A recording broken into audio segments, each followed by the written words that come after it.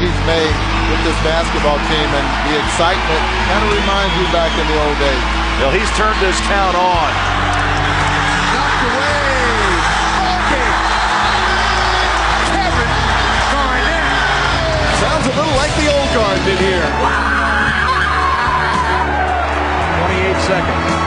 Here's back to Garnett, top of the key. Kevin Garnett is cold-blooded. Yeah, you better get on his back. The whole city of Boston's going to get on Kevin Garnett's back. As the chant of MVP echoes throughout the arena. Like rocking, man. I kept trying to, center myself, but man, I couldn't even help it. This place just rocking. Man. Damn, this man. Go ahead, yo, man. This Boston Celtic team is on the verge of becoming the greatest single-season turnaround in NBA history, and it's all about Kevin Garnett. What a great blessing he was to the city of Boston. This town was on fire, and he won them over just with his passion and his energy, and then became a Boston all-time favorite. The Boston Celtics, they go to 66-16, the best record of the NBA. Third best record in the history of the franchise.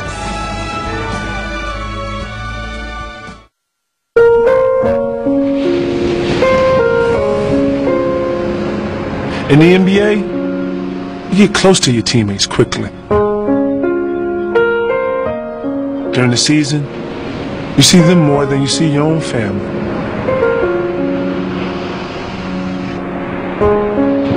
They become family. That's why it's so hard when they leave. Especially when you don't get to say goodbye.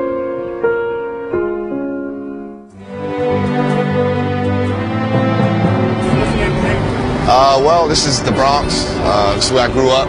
In the early 1990s, Malik Sealy was a college star at St. John's, playing with a flair that caught the eye of a young KG. Kevin wore the same number as his boyhood idol, and in 1999, they became teammates. Kevin and I relationship was like father-son. Malik and Kevin were brothers, best friends. Malik was just that perfect fit for him. Around the same age, same interests. It filled another void for Kevin. It gave him somebody to hang out with, someone to enjoy things with. When Steph left, one thing I did, I closed off a little bit. I didn't really want to be close to nobody on the team. And Malik's first year, we weren't really that close. One day, he asked me to go to dinner, and we went to dinner, and that's where the friendship started. And I started to confide in him a little more and talk and open up, and it felt good to have what I felt like a real teammate around me. Let's see, here comes Sealy, a three. He got it! Minnesota wins! Minnesota wins! An incredible, unbelievable shot from Malik Sealy. Kevin was still kind of shy, didn't go out much, didn't do much, because people would be on him. And Malik was just like, screw that, man, let's go. And Malik brought Kevin out of that shell. Malik taught Kevin how to be comfortable with being a superstar. Malik was obviously a little more younger than Sam, so he was into the pranks and the little things that made the whole NBA life fun. Malik and KG had become the closest of friends, and on the night of May 19, 2000, they headed to a party to celebrate Kevin's 24th birthday. When I walked in, it was like, surprise! And I was like, what? I'm like, what is this? And every person that was close to me was in there. Sam was in there, Malik was in there. After I went home and I got in the bed and I just sat there and I was like, man, God, thank you for this beautiful day. And I laid down and I'll never forget that my aunt damn near kicked my bedroom door in. And I just remember she was telling me, she's like, something happened to Malik, you got to get up. And I was like, what? Timberwolves guard, NBA veteran Malik Sealy died as a result of a head-on car collision in suburban Minneapolis. His sports utility vehicle was hit by a pickup truck which was going the wrong way on a highway. Sealy was returning from teammate Kevin Garnett's birthday party at the time of the crash. I just seen her. She's like, Malik's dead. And when she said it, it felt like time had stopped.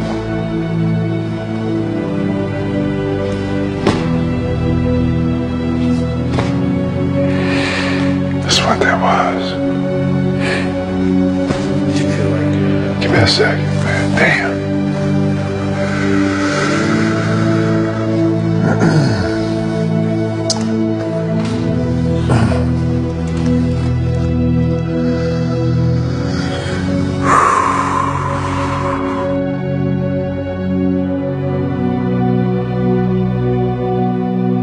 Malik Sealy and Kevin Garnett were supposed to leave today for a vacation in Miami. Instead, Garnett spent Friday attending Sealy's funeral in New York. I just felt like everything I got close to sort of drifted away a little bit. And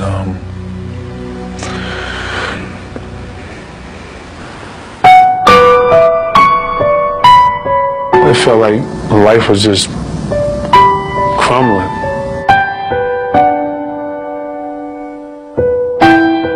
Kevin Garnett idolized Malik Sealy as a child. Now he was a teammate. The Timberwolves are concerned about how Kevin will deal with his death. I use basketball to escape. I've always been able to turn to basketball in my weakest times. I can remember Malik always telling me to say, do what you do, man. And if you left it all out there on the floor, you can be proud of that.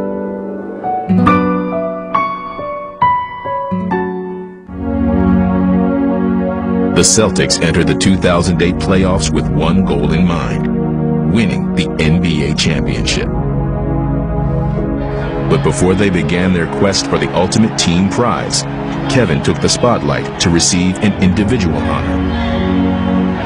And Kevin Garnett today was named the NBA's Defensive Player of the Year. None of the awards, the accolades could ever be achieved without teammates. You know, as much as you make somebody else better, they times 10 make you better. The Celtics had just finished a regular season where they had dominated the NBA. And heading into the playoffs, they had yet to be tested. So when they opened their first round series with the 8th-seeded Atlanta Hawks with 2 easy wins, it looked like they might breeze through the playoffs as well. Libby drives around Leonpo, hangs in the air. Here comes Garnett. Blocked by Garnett. Not in my house. But to everyone's astonishment, the upstart Hawks won 3 of the next 4, battling the Celtics to a Game 7. And the series everyone thought would be over in a heartbeat is going the distance. Faced with their first test of the season, the Celtics would pass with flying colors in a Game 7 blowout. Pierce behind the back to Garnett. Scored and the foul. Hawks gave the Celtics everything they could handle. No one expected this one to go to 7 games. And the Celtics now move on to round 2. Next up for the Celtics would be the defending Eastern Conference champions, the Cleveland Cavaliers, and their dominating force, LeBron James. 10 on the shot clock. Game time. Garnett drives, spins in the paint, hangs in the air. Figaro will fall. Celtics have the lead. He was so focused. He got one of those oxygen tents and was staying in it for an hour a day. Ball knocked away. Garnett diving on the floor. And then a turnover. Here comes Garnett. Here comes the roar. And a foul.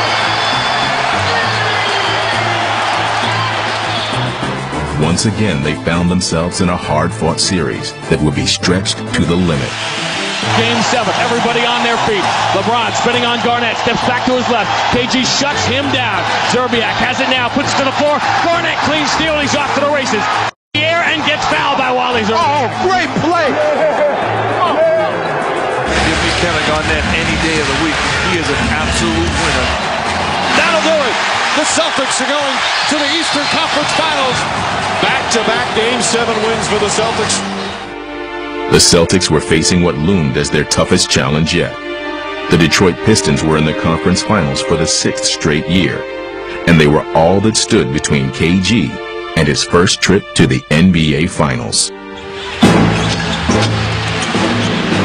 Stolen away by Rondo. Celtics trying to run. Rondo lead for Pierce. Has a step, drops to the trail. They win it!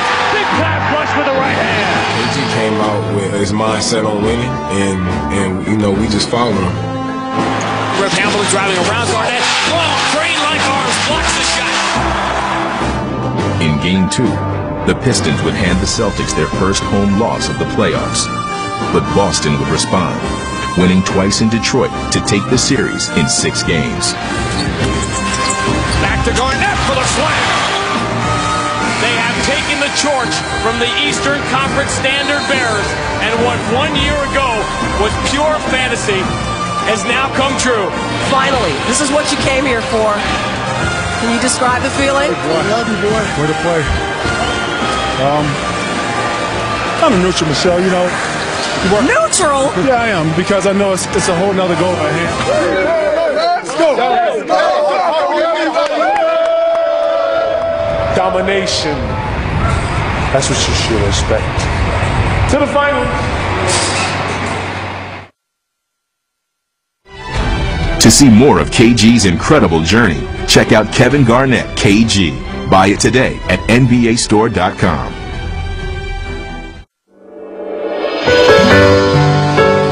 Losing in the playoffs makes you desperate to win. But winning makes you even hungrier. By the summer of 2000, I've been put to the test. My closest teammates, mentors, friends, all gone. I felt like the last man standing.